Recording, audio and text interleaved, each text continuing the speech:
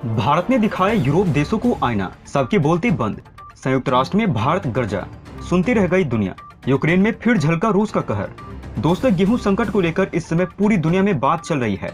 ये संकट काफी बड़ा भी है, लेकिन कुछ देशों की तरफ से भारत को इस संकट का मुख्य कारण भी बताया जा रहा है, जो कि गलत भी है।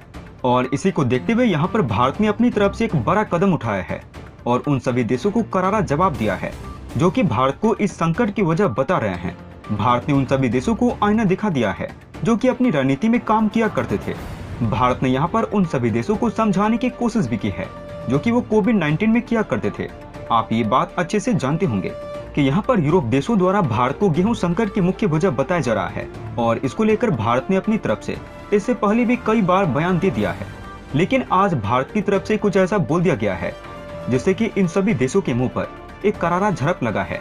तो चलिए जानते हैं सभी बातों को डिटेल में और बढ़ते हैं वीडियो की तरफ। दोस्तों, गेहूं संकट को लेकर पश्चिमी देशों ने भारत के ऊपर सारी गलती थोपने की जो चाल चली है, उसको देखते हुए भारत की तरफ से एक भयानक और करारा जवाब दिया गया है। और भारत ने यहाँ पर बता दिया है कि हमें इस समय ऐसा रवैया नहीं अपनाना चाहिए जैसा कि हम कोविड-19 में अपना रहे थे। यहाँ पर भारत ने पश्चिमी देशों की तरफ इशारा करते हुए ये बात कह रहे थे कि कोविड-19 के समय हमें देखने को मिला था कि पश्चिमी देशों ने जिस तरीके से अपने पैसों के दम पर जल्दी जल्दी कोविड टीका खरीदने की ओर अपना कदम बढ़ाया था, ठीक वैसा ही पश्चिमी देशों को आज नहीं करना चाहिए। यहाँ पर भारत ने अमेरिका और पश्चिमी देशों को आईना दिखाते हुए कहा, यूरोप देशों को भारत को नसीहत नहीं देनी चाहिए, बल्कि उन्हें अपनी गिरेबान में झांक कर देखना चाहिए।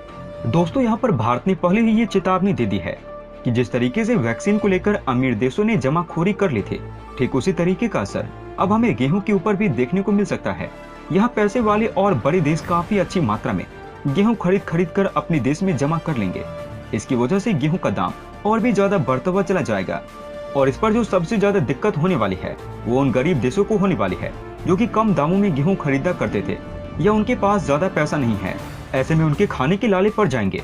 इसी को देखते हुए यहाँ पर भारत ने अपनी आवाज उठाई है और दुनिया वालों को ये बताने की कोशिश की है कि ऐसा करने की अगर कोई देश सोच रहा है तो ना करे। दोस्तों, दुनिया के सभी ताकतवर देशों को भारत के विदेश राज्य मंत्री ने अपनी तरफ से जवाब दिया है, जिनका नाम है वी मुरलीधरन। और यहाँ पर संयुक्त राष्ट्र की ग्लोबल फूड सिक्योरिटी की मीटिंग हो रही थी। दोस्तों, यहाँ पर आप लोगों के मन में भी ये सवाल हो रहा होगा कि भारत को आखिर इतना बड़ा रुख क्यों अपनाना पड़ गया है। लेकिन उससे पहले हम आपको बताना चाहेंगे कि यहाँ पर किस तरीके से वी मुरलीधरन ने संयुक्त राष्ट्र में सभी देशों के मुंह बंद कर दिए हैं, वो सुनने लायक है। भारत के विदेश मंत्री ने कहा कि इंटरनेशनल लेवल पर खाद्य सुरक्षा के मसले पर समानता और एक जैसे वितरण की जरूरत है।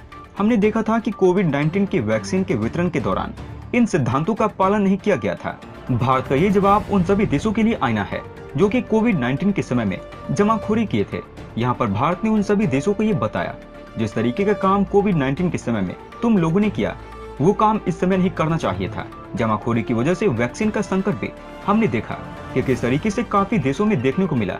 और यही वजह है कि यहाँ पर भारत ने उस समय भी उन सभी देशों की मदद की और अपने भारत में बन रही कोविड की वैक्सीन कोविशील्ड को उन सभी देशों में भेजा जिसको भी इसकी जरूरत थी।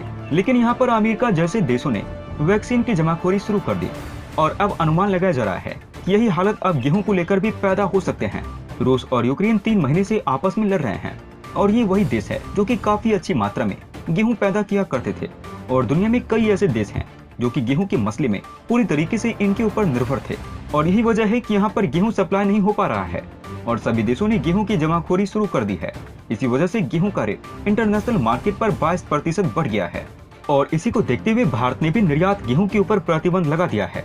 और आपको बताते चले, भारत रूस के बाद गेहूं का दूसरा सबसे बड़ा उत्पादक देश है। भारत के इस कदम के बाद G7 संगठन भारत के ऊपर दबाव बना रहा है कि भारत के ऊपर दबाव बनाकर भारत के इस फैसले को बदल दिया जाए। और यहाँ पर भारत के विदेश मंत्री की तरफ से बयान दिया गया है कि भारत गरीब देशों की मदद तो कर सकता है, लेकिन वो किसी भी देश के दबाव में ऐसा नहीं करेगा। दोस्तों, वहीं दूसरी तरफ पूर्वी यूक्रेन के डोनेट्स्क और लुहांस्क में पिछले कई हफ्तों से भीषण लड़ाई जारी है। रूसी सीमा के नजदीक के इस इलाके के एक हिस्से पर रूस समर्थित विद्रोहियों का 2014 से कब्जा है। विद्रोहियों के साथ मिलकर रूसी सेना ने दोनों प्रांतों में भारी तबाही मचाई है। लुहांस्क के करीब 90% इलाके पर रूसी सेना का कब्जा हो चुका है। रूसी सेना अब यहाँ पर अंतिम वार कर रही है। यही नहीं, यूक्रेन युद्ध में सबसे ज्यादा चर्चा में रहे मारियोपोल पर आखिरकार रूसी सेना का पूरी तरीके से कब्जा हो गया। शुक्रवार शाम 531 यूक्रेनी सैनिकों और लड़ाकों के आत्मसमर्पण के साथ ही करीब 12 वर्ग किलोमीटर में फैली अजोवस्टॉल स्टील फैक्ट्री रूसी सेना के कब्जे में आ गई। हाल के दिनों में यूक्रेन में कुल 2439 सैनिक और लड़ाकों ने हथियार डाले हैं। इनमें से कई सौ घायल भी हैं। ये सब अब युद्धबंदी के रूप में रूसी सेना की हिरासत में हैं। रूस के रक्षा मंत्रालय ने कहा कि 2439 लोगों के आत्मसमर्पण के बाद मारियोपोल में खूनी टकराव खत्म हो गया है। अब वहां पर स्थिति को सामान्य बनाने के प्रयास किए जाएंगे। इससे पहले यूक्रेन के राष्ट्रपति वोलोडिमीर ज़ेलेंस्की ने स्टील फैक्ट्री में मौजूद सैनिकों से बाहर जाने और जान बचाने के लिए कहा था। ज़ेलेंस्की ने कहा कि रूस का सभी भूभागों पर कब्जा अस्थायी है, वो चाहे डोनबास के इलाका हो या फिर क्रीमिया का, सभी इलाके यूक्रेन के पास वापस आएंगे। डोनबास से क्रीमिया को जमीनी रास्ते से जोड़ने वाले मारियोपोल का रणनीतिक रूप से महत्व खास है। मारियोपोल के बंदरगाह पर कब्जे से अजोव सागर पर रूस का अधिकार हो गया है। डोनबास और क्रीमिया पर रूस का 2014 से कब्जा है। मारियोपोल हाथ से बहुत बड़ा इलाका रूस के कब्जे में आ गया। इस इलाके में बंदरगाह, औद्योगिक क्षेत्र और कई बड़े भंडार हैं। इससे आने वाले दिनों में ये इलाका रूस के लिए खासा महत्वपूर्ण साबित होने वाला है। रूसी रक्षा मंत्रालय ने कहा कि पश्चिमी देशों से यूक्रेन को मिला हथियार का बड़ा जखीरा शनिवार को कैलिबर क्रूज मिसाइल के हमले में नष्ट कर दिया गया। युद्धपोत से छोड़ी गई इस मिसाइल ने यूक्रेन के झोटिमीर इलाके के स्थित शस्त्रागार को निशाना बनाया। रूस ने ओडिशा शहर के नजदीक स्थित तेल गोदाम पर मिसाइल से हमला कर उसे बर्बाद कर दिया। इसके अतिरिक्त यूक्रेन के 2 सुखोई 25 लड़ाकू विमान और 14 ड्रोन को नष्ट करने का भी दावा किया गया। रूसी गैस कंपनी गजप्रोम ने शनिवार सुबह से फिनलैंड के लिए प्राकृतिक गैस की आपूर्ति बंद कर दी। रूसी कंपनी ने ऐसा फिनलैंड की सरकारी कंपनी गैसम द्वारा गैस मूल्य पर रूबल में भुगतान न करने के कारण किया। फिनलैंड के अमेरिका के नेतृत्व वाली सैन्य संगठन नाटो की सदस्यता के लिए आवेदन करने के 3 दिन बाद रूस ने उनकी गैस आपूर्ति रोकी है। नाटो में शामिल होने के बाद फिनलैंड को द्विपक्षीय संबंध बिगड़ने की चेतावनी रूस ने पहले ही दे दी है। दोस्तों, जिस तरीके का काम भारत को लेकर पश्चिमी देश कर रहे थे, उसको लेकर भारत को बोलना लाजमी था और ठीक भारत ने वैसा ही किया है। भारत चुप नहीं रहा। इससे ये तो साबित हो गया कि भारत गलत नहीं है और भारत ने पश्चिमी देशों के सामने इस तरीके से दहाड़ा है, जिनकी वजह से पश्चिमी देशों की बोलती बंद हो गई है। इस विषय में आपकी क्या राय है? ऐसा करके भारत ने सही किया है या फिर नहीं? आप अपनी राय हमें नीचे कमेंट बॉक्स में लिखकर बता सकते हैं। दोस्तों, अंत में हम आपसे एक महत्वपूर्ण जानकारी साझा करने जा रहे हैं। नीचे डिस्क्रिप्शन में दिए गए लिंक पर जाकर आप इंडियन आर्मी मर्चेंडाइज खरीदकर सपोर्ट कीजिए और पूरे देश का हौसला बढ़ा दीजिए। जाने से पहले वीडियो को लाइक और शेयर करें तथा चैनल को सब्सक्राइब करना न भूलें। तब तक के लिए धन्यवाद। जय हिंद, जय भारत। अच्छा सुनो, चैनल को सब्सक्राइब करो, उसके बाद घंटी बजा देना ताकि अगली वीडियो आपसे मिस न हो पाए। Thank you.